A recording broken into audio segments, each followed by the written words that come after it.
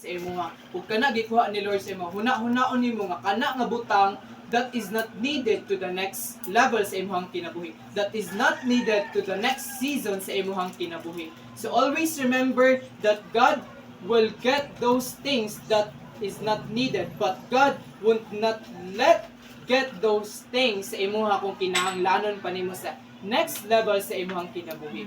So be thankful if naapa na sa imo karon kay need pa man nimo ka next level, pero if wala na, pasalamat gihapon kay napa may basin na poy gamit, basin na poy lahi nga instrument na gamiton ni Lord sa imuha sa imong next season. No mas dako pa din ang opportunity ang ihatag ni Lord sa imuha sa imong next season sa imong kinabuhi. No ingana na. But no kanang dili gid po nato malikayan na nga kanang mag-question. Digid malikayan na mag-question labi nag very important sa imong kinabuhi. For example, no mawad-an ka og family, mawad-an ka og kuan kanang members sa imong family. So, can you still praise God even if in hard times? No, can you still hold on faith even though you have an excuse to walk away? Because some ships are not meant for their destination. Some ships are meant to sink. No? Can you still praise the Lord? No, if wala na sa imuha ang ship nga very important sa imuha, can you still praise the Lord? If naa kay excuse nga mo walk away, no? Can you still praise the Lord even if in hard times sa imong kinabuhi? Can you still praise the Lord even if maka-encounter kag shipwreck sa imong kinabuhi? No? Kay it's not that simple nga i-digest dayon o i-process dayon sa atong kinabuhi nga nawala sa ato but again remember that those things are not needed sa imuhang next season. So be thankful kung unsa ang naa sa imuha kay naapay mas dako nga ihatag si Lord sa imuha, no? Sa Acts verse 27:20, no? When neither sun nor stars appeared for many days and the storms continued raging, we finally gave up all hope of being saved, no? Katutong gitried na nila tanan butang and after basa nato diri nga 14 days na wala nagpakita ang adlaw, 14 days na wala sila nakita nga stars, and they tried all the things na ilahang gibuhat kay para lang ma-save ang ship, but nakaingon sila kay kana bitong sayop nimo para makuanan nimo ba nga ay sayop dili nako.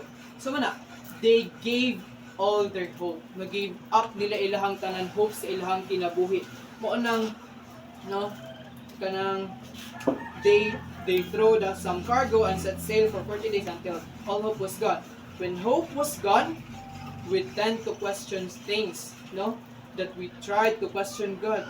Why this happened to me? If God is good, then why bad things happen to people, no? Pag mawala na ang hope sa atong kinabuhi, mag-question na dayon ta nga ano sa ako pa man gid nahitabo Lord nga permi man ko nagasimba every Sunday, nga permi man ko naga-praise sa imuha, nga naga-obey man ko sa imuhang pulong. Nganong sa ako pa man gid ni Lord? Humaon nang pag all hope was gone, we tend to question the existence of God. We tend to question the power of God, where in fact it is not needed to your next season. And the answer of these questions sa imong kinabuhi, no, mga na may mga questions sa imong kinabuhi nganong gikuha na ni Lord nga ship sa imong kinabuhi. And one of the reason while you encounter shipwreck sa imong kinabuhi, no, mabasa nato diri sa verse 21, no. After they had gone long time without food, Paul stood up before them and said, "Men, you should have taken my advice and not to sail from Crete. Then you would have spared yourselves from this damage." No, kung atong i-rephrase, mo Abraham yan nag-school nga. Ingon bitaw ko sa inyo, dili ta magkuan. Isa may nahitabo sa ato karon tanawa. Kung naminaw pa mo sa ako, mas fair ta na inyo ang kinabuhi karon, no? Pero mo na ang isa ka reason ngano maka-encounter tag shipwreck sa atong kinabuhi. Pinakauna kay dili ta maminaw, no? Dili ta maminaw mo nang maka-encounter tag shipwreck sa atong kinabuhi. That even if they pray, even if they do fasting, Yes, God is miraculous, but if God allows it to happen and it is a consequences of your disobedience, then unfortunately it would happen. No? Na maski pag mag-pray ning mga kauban ni Paul, maski pag mag-pray mo sa inyong kaugalingon, maski pag grabe niyo fasting, no? Yes, God is miraculous, but if God allows it to happen and if this is the consequences of your disobedience, no? Then it would unfortunately happen sa imong kinabuhi, no? There is a consequences of the disobedience, no? There is a pag dili jud ka musunod no sa imong ginikanan, no, for example sa imong ginikanan di ka musunod na ignan ka sa imong ginikanan pag tarong nagig eskwela niya ikaw di ka magtarong eskwela so sa may mahitabo sa imuha there